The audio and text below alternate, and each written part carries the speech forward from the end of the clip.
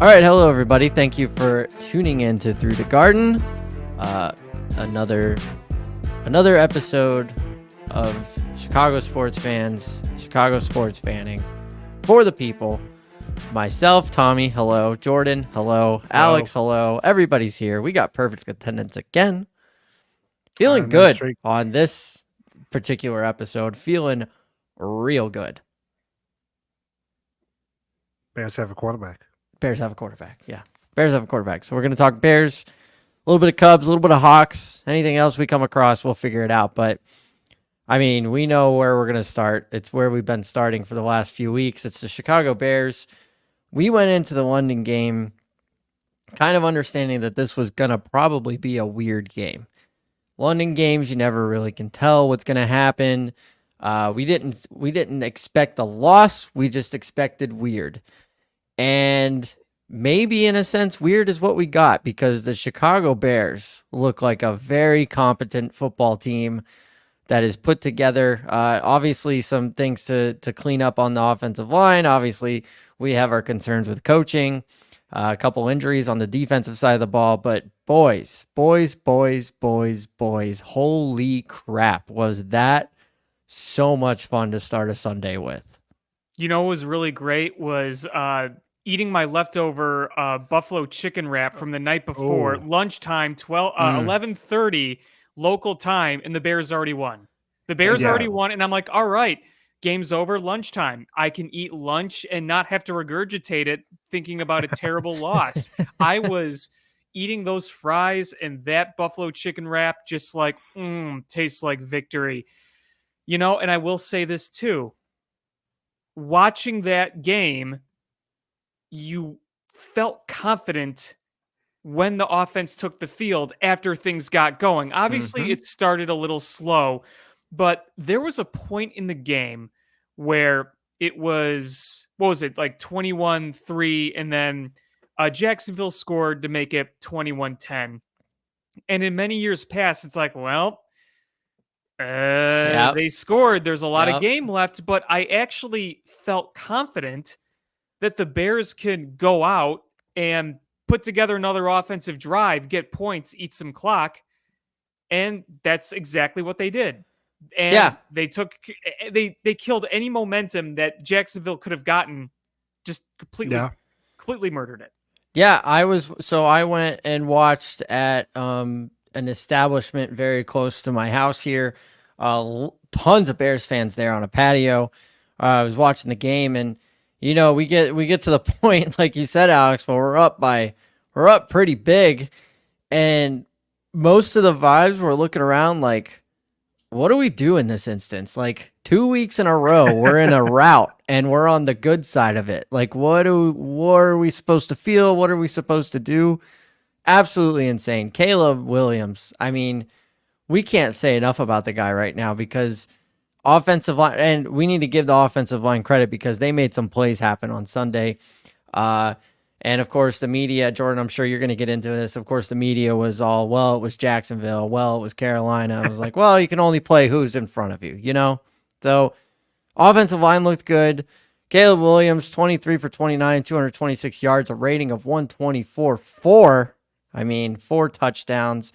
He had almost five. He had the weird pick, but good to see Cole Kmet touch the end zone a couple times. Keenan Allen a couple times. Looks like they're making up for lost time. DeAndre Swift on the ground, 91 yards again, and another tutty. Like, we're starting to see the pieces of this team that we expected, like all these different weapons, and the defense covering DJ Moore this week, and he found a way to get it done with everybody else. Next week, maybe they go after Keenan, or in a couple weeks against the Commanders, maybe they're going after Keenan Allen, and then DJ Moore's open. Like, they're going to create some problems, and this is so much fun.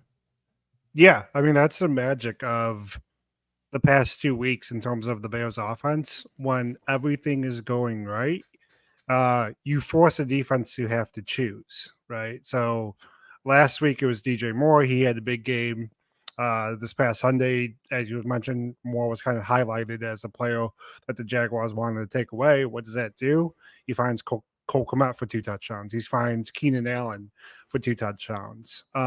These past 2 weeks, it's just nice for us to get towards the end of a Bears game, watch the next game. For many of us, it was Green Bay and Arizona, but watch that game and feel like, oh yeah, this is a style of football that we just watched the Bears play. For years, Yep. Bears games look completely different from the rest of the NFL. And for these past 2 weeks, we've seen modern football by the Bears. And you're right. I don't care that it's the Panthers. I don't care that it's the Jaguars. Because here's the thing that I think a lot of Bears fans are dumb to. Every good quarterback in the NFL plays a handful of bad teams in the over the course of their season. Yeah. And this is what you do. You dominate them, and that's what was so cool about Williams' performance the past 2 weeks. Yeah, and we know that a gauntlet is coming our way, right? Yeah. We come out of the bye, we Oh, get my Commanders, goodness. which Commanders was flexed. It was flexed Yeah. to the 325 Not game, surprising. probably Nance and Romo. So that'll be cool. That the nation wants eyes on the Bears, like in a good way. So that's cool. But after that, Cardinals, that'll be a pretty good game. And then the Patriots going into the gauntlet of, this is consecutive too. Green Bay, Minnesota, Detroit, 49ers, Vikings, Detroit, Seahawks, Packers to end the season. just- all It's six of brutal our stuff. division games, a playoff team in the 49ers, a contending team in the Seahawks. Like, it's brutal. It's going to get Yeah. brutal, but this is what we talked about before the season started, was figure it out the first 10 weeks, because week 11 is the playoffs. Yeah, no kidding. Mhm. And Yeah. I mean, we play in the best division in football by far. Yeah. It is Yeah. insane how good everybody is. Detroit is so good. Like, Yeah. I would be shocked if they don't make it to the Super Bowl this year. They are just, even losing Aiden Hutchinson, which was really tough.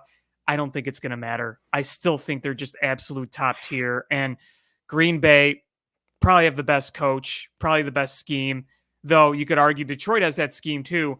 The Vikings, I don't think Sam Darnold is going to continue his God mode play. I mean, we've already seen a little shakiness, but that defense ain't a joke. The defense they have in Yeah. Minnesota is And- ferocious. Yeah, and he is loving people doubting him, by the way. So yes. just one real other thing that I like to mention. I think my favorite stat of the weekend is for 2 straight weeks. Tyson Bagent, 3 plays, -3 rushing yards. That's the stuff we like to see. That That's is victory exactly what we formation. like to see. So Mhm. yeah, that was my wrap of the Bears game. Like, it just, when was the last time we felt this good going into a bye week? You know? Yeah. Like, Mhm. and Yeah. and still we sit here with a lot of questions with the head coach, some questions with the offensive coordinator, still a little bit shaky on the offensive line. But here we are, 4-2 going into the bye week, which is exactly where we said we needed to be going into the bye week.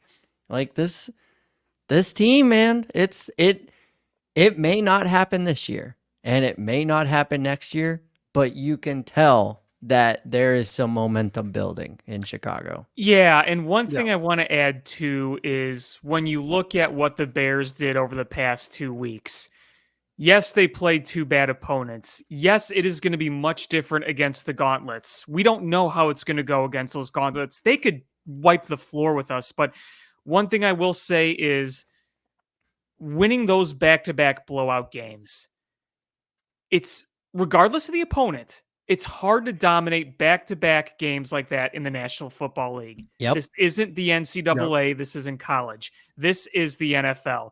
And every opponent you have to respect, no matter how good or bad they are. Every opponent is coached by the best coaches. The worst coaches in the NFL would be the best coaches anywhere. The worst players in the NFL would be the best players anywhere else. So to do that in back-to-back games in the NFL, in a week in which you had to travel halfway across the world, Yep. you know, you give them their props there. And watch the Caleb Williams highlights. Don't just look at the opponent quality. Don't just look at the scorebook. Watch the highlights, because the 2 touchdown throws to Keenan Allen were elite throws. He made multiple throws downfield in tight windows where he threw fastballs that looked like they were 200 miles an hour. Yep. Those throws are not a product of the opponent. Those throws are the product of the quarterback. And the windows, the tight windows he was Very- hitting too. tight. Love it. Yeah. Just razor thin. Yeah, you were dead on, Alex. Like, it's hard to win 2 in a row in the NFL, let alone win by double digits in the NFL 2 times in a row. Like, Yeah. we don't pick our schedule. Like, we don't say, hey, we'd like to play South Alabama High School this week, and we'll pay you a bunch of money for it. We don't get to do that in the NFL. We get told this is the team you're playing. So, right. Yeah, credit to the Bears. I mean, and just the preparedness to go to. We've seen how many times have we seen a team go to London and just were not prepared. Matt Nagy did it in 2019 against the Raiders. We've seen it with the Bears. We've seen it with the Bears, but credit to them.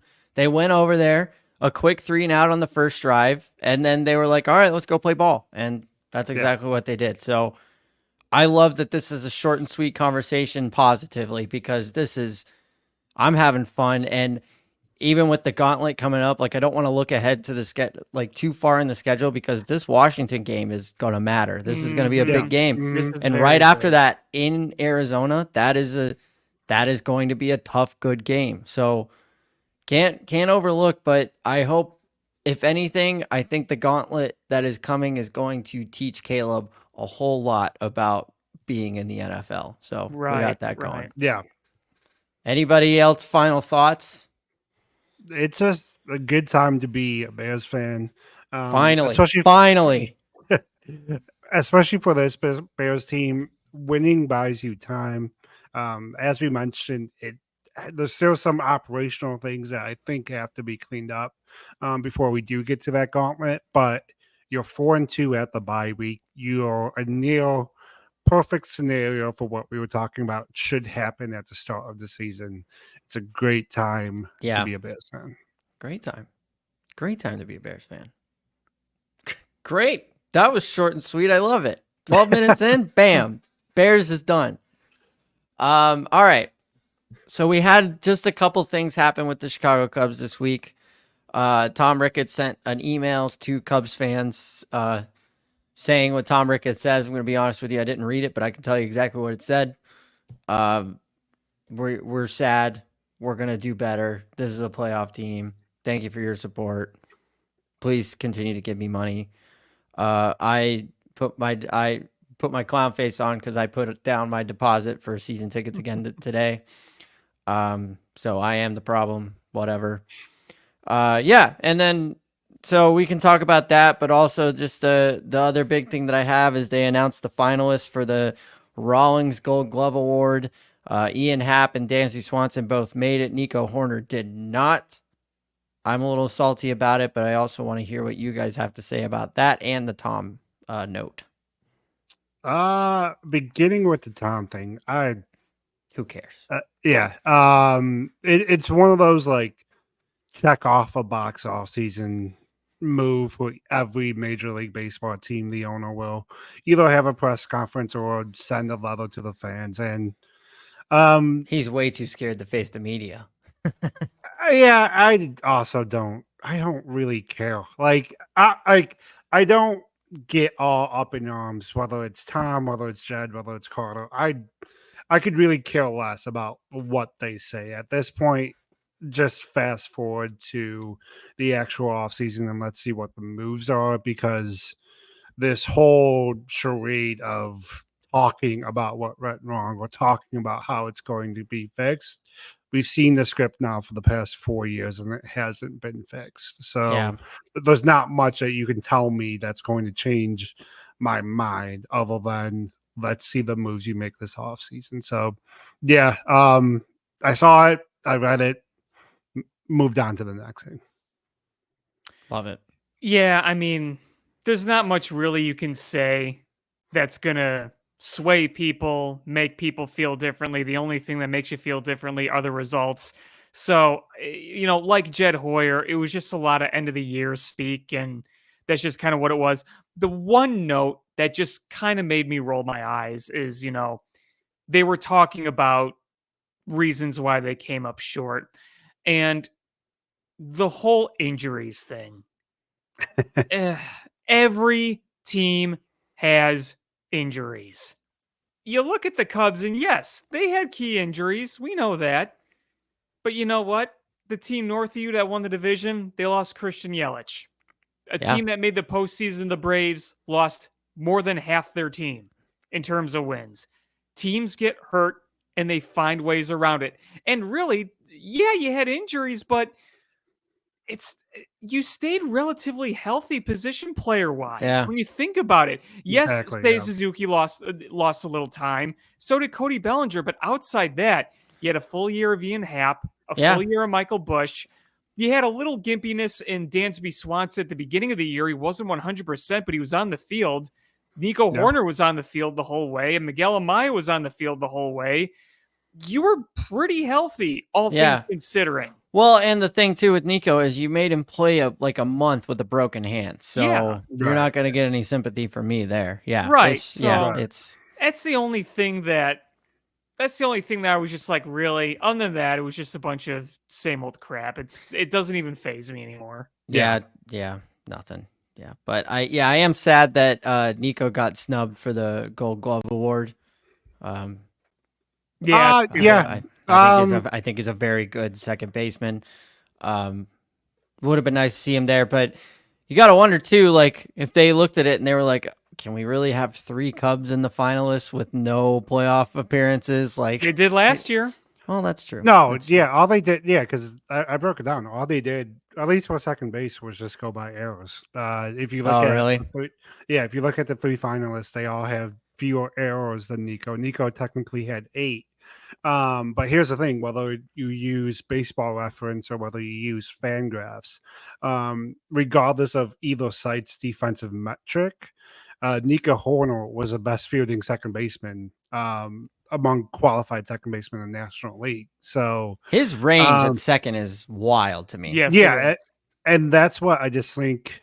I think that's just what Rawlings doesn't take into account. I will stand on the hill that Ian Happ is not a Gold Glove left fielder, particularly because of his range. But the reason he gets it is because of his assist. He's phenomenal at outfield assist. But Sure. it's one of those awards that you do like to see your players mentioned, but it's not anything that I think should really get fans up in arms about. It's just something to argue about, you know. It always is. It always is. And I think Ian Happ, when he won his first Gold Glove, was well deserved. If you looked at the advanced metrics a few years ago, it was well deserved. Last year, it was more of the product of the assists because his assists were like crazy high compared to everybody else. This year, he still made Gold Glove plays, but the range wasn't quite there, and there were some routine plays that just got flubbed. So I'm like, okay, Sure. I would not be surprised if he doesn't win it, and oh well. But Dansby Swanson is still one of the best defenders in baseball. Oh, yeah, period. hands Not just down. among shortstops, but among everybody. Yeah, So- you can crap on him all you want about his bat, which is arguably exactly what it's supposed to be. But he's defensively, he's one of the best in the game. I also will say, Ian Happ, a Rawlings glove user, Nico Horner, a Wilson glove user. So you got to wonder what's coming into play there. So No, you 100% know what's going on there. yeah, In the Rawlings offices, they have dartboards with Wilson users. Oh, yeah. Pretty much. Makes sense. Okay. Well, we're gonna circle back and talk about playoffs and stuff and some other NFL notes too, but I want to get through the Chicago things first because we matter the most on this podcast. Yes, Alex, our Blackhawks, man. Fun.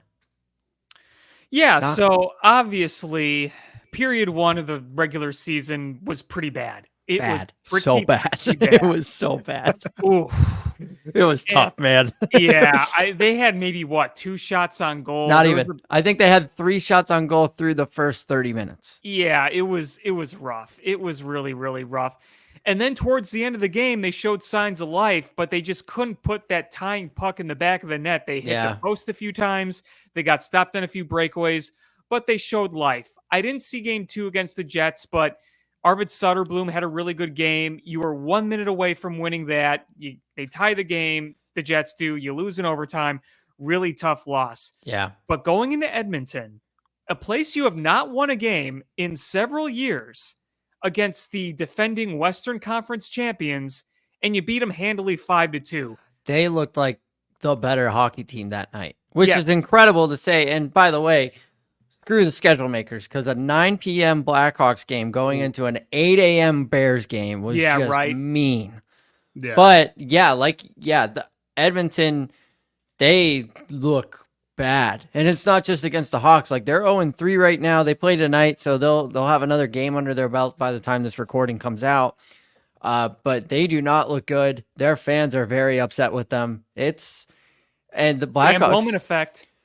Yeah, but the Blackhawks they took him to the woodshed, man. Connor Bedard with just a sick pass. Was it Seth Jones who was on the receiving end of that one? And then he had this play where he had the stick, he got tripped up, and he was sliding on his belly on the ice, but then also almost got a shot on goal with his backhand, like, while he's lying down. He is insane at that release. He could have a puck at his feet and kind of have to do this, and he would somehow just absolute laser. It's unbelievable. And the goal he scored was just a thing of beauty.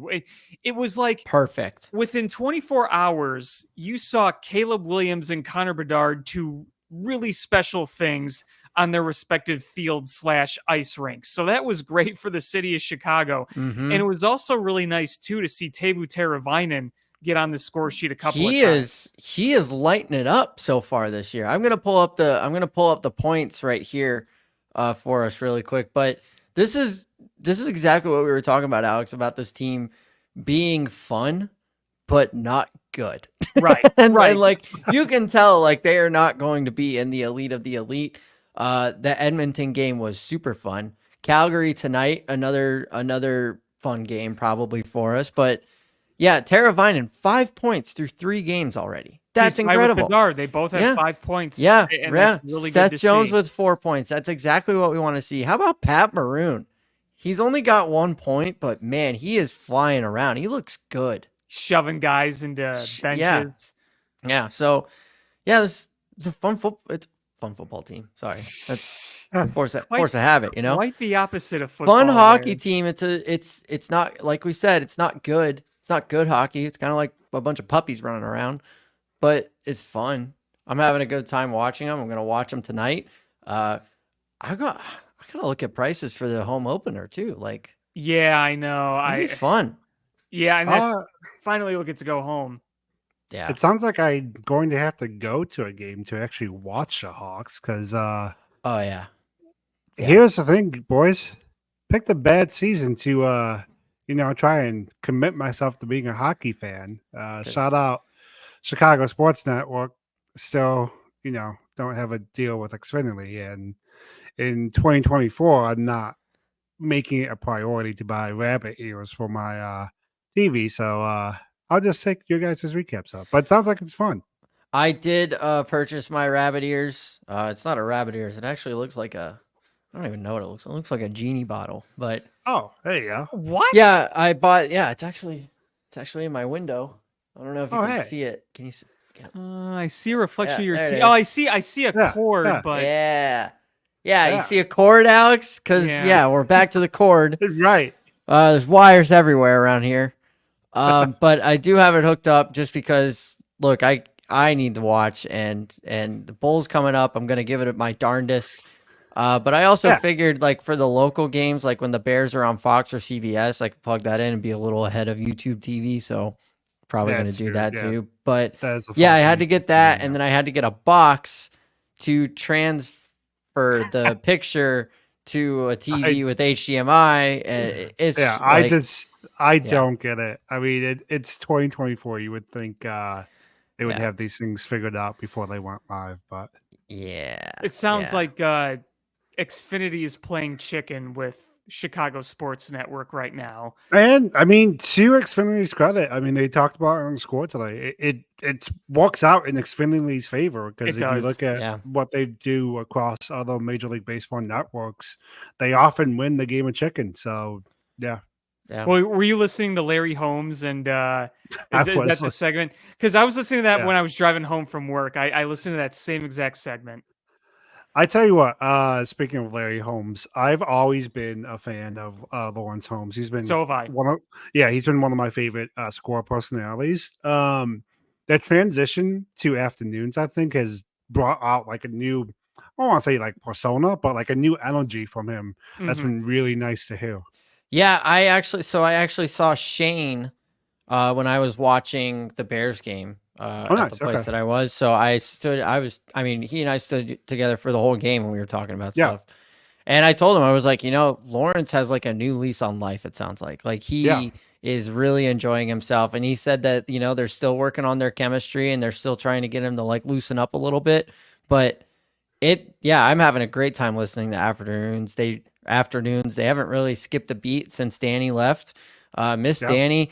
I do catch breakfast ball every now and then, but that Jets dude, I can't remember his name to save my life. Oh, Craig Carton. He just can't shut up, dude. Like Danny barely gets to talk in the show, and then like when he does, he's gotta scream to get over everybody. It's just Yeah. By the way, the cheapest ticket, if you want one ticket to the Chicago Blackhawks home opener against the Sharks on Thursday, the cheapest I'm seeing with fees and everything, $56. So That's not terrible. Yeah, It's not awful. it's not horrible for a hockey game. If you have not been to a Blackhawks hockey game, they are so much fun.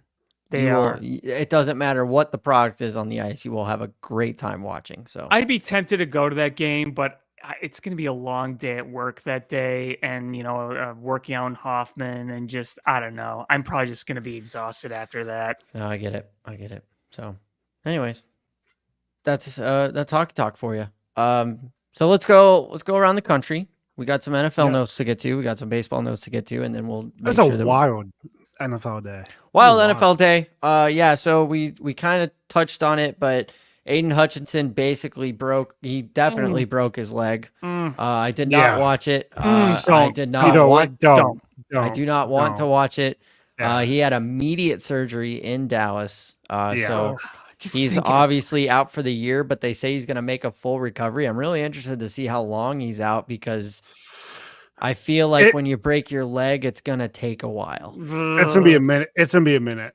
It's going to be a hot minute. I wouldn't be surprised if the Lions go and do something drastic here for their defensive line because, like this is their window. Like convince Max Crosby to come over. They talk about that on McAfee, but I don't know if Crosby would do it. But we'll wouldn't see. you want to get out of that hell? No, man. I don't know, man. Here's the thing. I wrote about it for Bear Guy Goes On today. I think that Devontae Adams trade to the Jets is scary just because of the ripple effects it could have for the NFC North. If you look at the Jets prior to the trade for Adams, the big talk was last night Hassan Reddick hired Drew Rosenhaus to be his agent. Of course, he's been holding out since being acquired by the Eagles. He now has permission to seek a trade. There's also Max Crosby, who, with the Raiders trading Devontae Adams to the Jets, Raiders are probably now open for business. So you have two elite pass rushers potentially available. And one thing I say why the Bears shouldn't trade for either is because this isn't the Bears Super Bowl year. No. Yeah. No. I don't think that's the move you make. But why I frighten in saying that is because this is the Lions Super Bowl year. So as we're talking about the gauntlet that the Bears have in the second half of the season, if that includes a Max Crosby or even a fresh Hassan Reddick, that's a scary thought. Yeah, there's also another team up north that could just pull the trigger on anything and be just immediate favorites for the Super Bowl too. So that is a little frightening, like you say. Also, Cam Akers moves from Houston to Minnesota. He got traded to the Vikings today. So Amari Cooper to the Bills. Josh Allen. Oh yeah, wide receiver one. Yep. So that all happened, and also the Cowboys stink.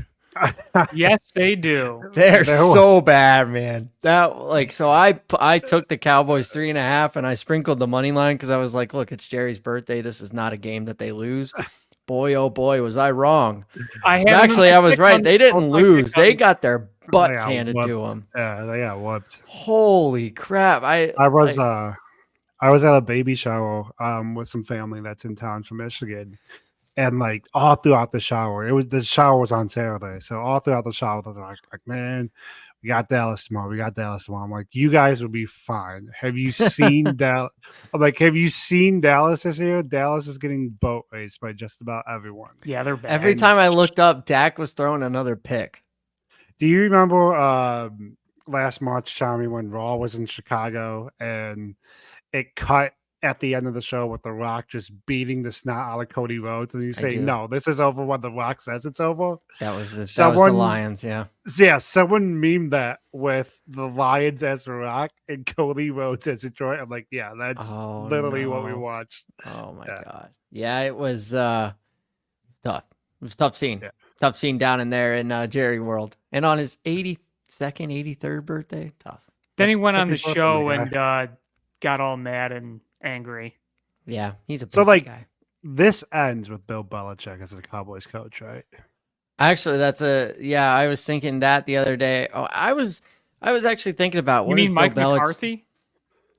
Yeah, like it ends with him out and then Jones and then Bill Belichick in. Oh. Yeah. Okay. I was thinking about this the other day, what Bill's gonna do, because he seems to really be enjoying and kind of leaning into his new like kind of TV gig.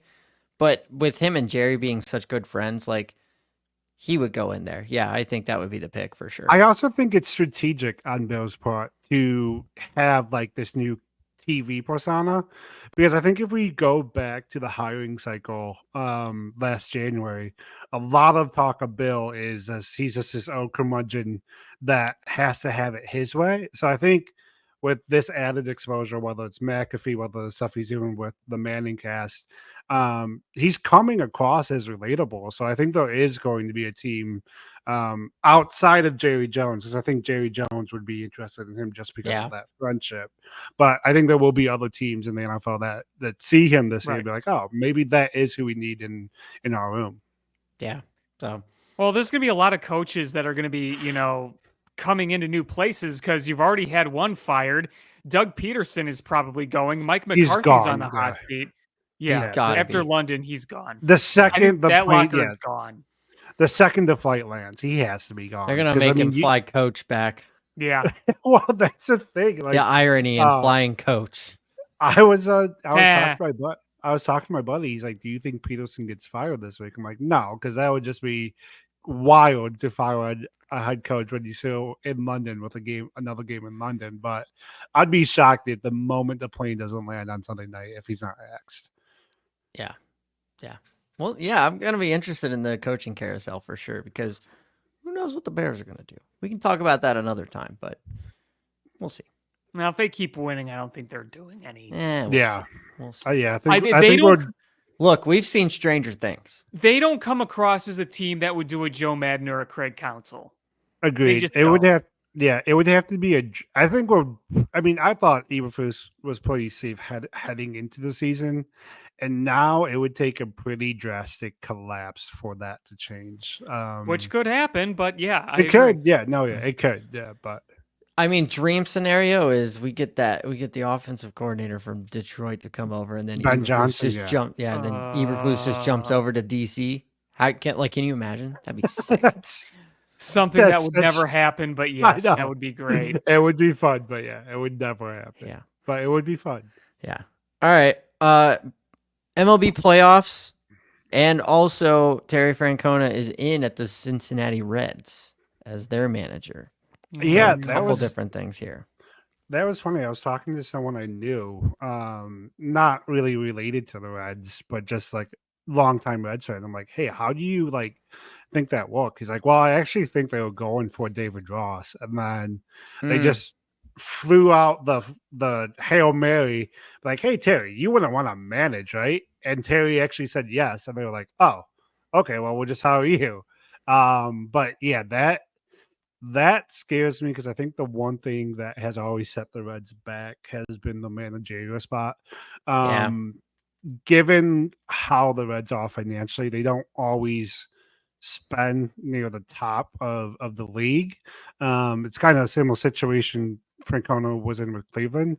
I think that's a very scary combination if you're Cubs because Yeah, Francona I it don't gets is. the like organization is. right. Yeah. Yeah. I think that's going to be a problem, a big problem. That's a young baseball team, and now they got a real guy that can show them how to play baseball at the major league level. So yeah, that is a little frightening. If for they sure. get healthy, if you have Matt McClain healthy next year and Ellie De La Cruz, that's very scary. And the Reds might not spend a lot, but they're not afraid to make big trades. Right. Yeah. So yeah, I and- think that's going to be a pretty big problem. Yeah, they're going to be a problem if they're around at the deadline. And like you said, yeah, they're definitely not afraid to make a move and go after something that they need. Cardinals seem like they're going to have a down year. The Brewers aren't going anywhere. So really, we're talking about another 3-horse race if the Cubs even want to play, So There's I don't know. There's a fun little stat for Francona since he became the Red Sox manager in 2004. So combining his time with the Red Sox and Guardians, so that's like almost 19 years. Only 2 losing seasons in that time span. Jeez. Yeah. We're not great. And we already struggle playing the Reds for some reason. So Yeah. As soon as I saw that, I'm like, oh shit. I saw it and I mean- was like, this is a problem that I'm going to have for another day. Yeah. And I mean, the simple solution, really, the simple solution to most of the Cubs like worries is spend. And the thing is, they just aren't going to. So Yeah, they're you know, not. fun They're not times. going to. Yeah. Let's talk about something fun though. Who would you guys most like to see in the World Series this year? New York, New York. I That's want to kinda see what the I New want York too. World Yeah. Series. I I want to see it. Yeah, I kind of want to I see want it to see too. Mets. Yeah, I want to see Mets Yankees. When it comes to like super teams, I don't hate super teams, but I don't want them to win right away. So Sure. like when the Heat had LeBron, Wade, and Bosh, I don't want them to win that first season because of all the talking they did leading up to that Not season. 5, not 6, Right. not 7. I feel the same way about the Dodgers. Even though I love watching the Dodgers play, I feel Yeah. the same way about the Dodgers because of all the talk they did in spring training. Mookie Betts saying, "Oh, when teams play us, it's going to be their World Series." I would just take some comedic joy in that statement, and the Dodgers not even making the World Series. Yeah, I hate to say it, but yeah, I really want to see a Yankees Mets World Yeah, Series. I it think would be that'd be so very fun. But Yankees Dodgers wouldn't hurt my feelings either. It would- That's that would just also be two fun. No, yeah, classic, that would like also be fun. classic unis going at it. And also, I am not afraid to say this too. I'm rooting for the Yankees. I'm all Oh, no, yeah. I am I'm rooting for kinda the with you, Yankees. too. I'm okay with that. Obviously, rid of Anthony another Rizzo ring. is my guy, Yep. and he's our guy. Well, here's I- why. Yeah. Guardians fans don't deserve happiness. I'll tell you exactly why. Whoa. They don't. They don't. Forget Whoa. if you're a Guardians fan out there, turn up this podcast right now because I'm going to tell you why you don't deserve happiness. Because there I was in Progressive Field at Game 7 watching the Cubs and Guardians. Phenomenal game, great game. It was one of the best baseball games I've ever been at. Whether you're a Cubs fan, whether you're a Guardians fan, you should have had a good time. But no, there we were down the third base line, standing next to a bunch of Guardians family. And here's the thing.